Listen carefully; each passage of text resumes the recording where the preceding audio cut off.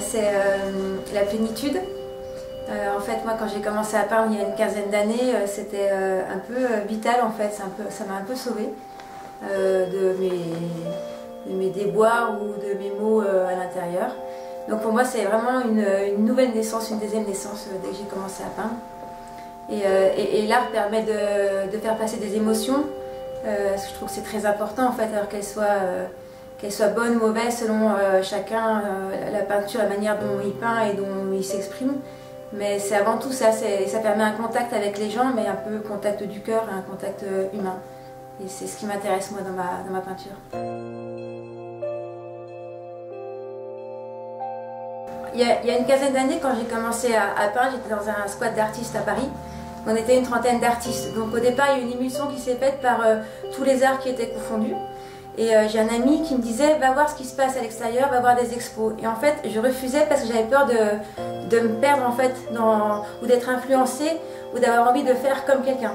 Donc pendant plusieurs années, j'ai pas regardé. Et c'était comme une introspection où j'ai vraiment travaillé par rapport à mon imaginaire. Et comme je suis autodidacte aussi par rapport à mon manque de technique. Et en fait, c'est ce manque de technique qui fait ma force aujourd'hui, je pense. J'avais hésité à faire une école d'art. Mais en fait, si j'avais fait une école d'art, j'aurais essayé de faire un vrai personnage et il ne serait jamais né. Donc pendant un temps, je ne me suis pas influencée. Et après, c'est vrai que j'aime beaucoup Modigliani. J'ai vu une exposition de lui qui m'a énormément émue. Et je pense qu'au niveau, on me le dit des fois, alors c'est pas de la copie, mais je pense que par rapport au côté élancé, le port de tête, il y a l'inspiration de Modigliani. Et après, en fait, mon inspiration, c'est pas forcément des artistes, c'est ce que je vois en fait. Ça peut être n'importe quoi, ça peut être une petite grand-mère dans une rue, un bout de tissu par terre. Il y a le voyage aussi qui m'aide beaucoup. J'aime beaucoup l'Inde. Et au niveau des couleurs, au niveau de...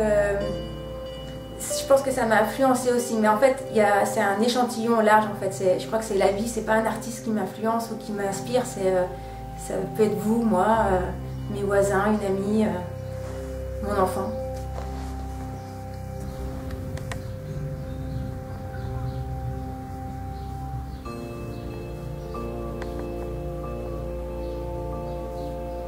La peinture, c'est souvent des femmes, déjà, qui sont omniprésentes.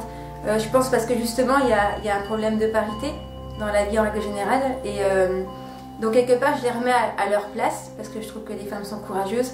Et pour moi, c'est vraiment... En plus, je trouve que c'est beau, enfin, une femme, c'est beau. J'adore le fait qu'on peut les coiffer, qu'elles peuvent se parer. Et on retrouve souvent dans mes personnages, elles ont des bandeaux, je travaille beaucoup le vêtement et tout ça. Et... en fait, pour moi, en tant qu'artiste, mon rôle, j'ai l'impression, c'est d'apporter du bien-être et de la douceur, en fait. Les personnes, quand elles viennent dans mes expositions, ça leur fait du bien. Et je pense que c'est un rôle, entre guillemets, peut-être thérapeutique. Je trouve qu'il y a assez d'horreur dans la vie, c'est pas la peine d'en rajouter en peinture et en art, même si après, ça convient faut que tout le monde soit contenté, mais moi, mon rôle, c'est pas ça, c'est de faire du beau en fait, c'est de faire du... Alors attention, qui dit beau ne dit pas forcément naïf, parce que des fois j'ai fait une série sur la Shoah, j'ai traité en écrivant dans le fond des noms des déportés, les noms des Justes de France, j'ai fait Hitler à tête de chien qui est exposé dans l'atelier, je travaille aussi des fois sur le thème de la guerre, mais c'est un travail de lecture, et je trouve qu'il est d'autant plus fort. C'est un peu comme... c'est un peu comme les humains, il y a la première façade, la première couche qu'on voit, et la couche qui est derrière. Et mes personnages, la première couche, eh ben, elle est douce, mais si on creuse, on voit que c'est pas naïf et il y a le vrai message derrière.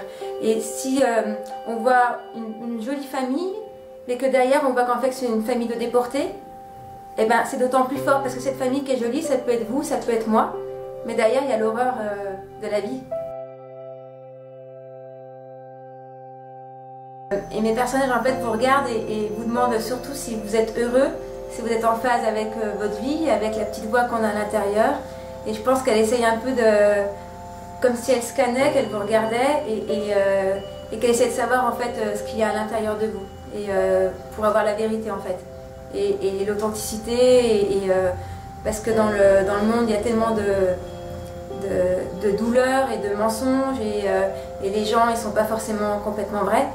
Et je pense que mes personnages en fait ils peuvent peut-être déranger des fois parce qu'ils vous regardent vraiment, ils vous regardent à l'intérieur.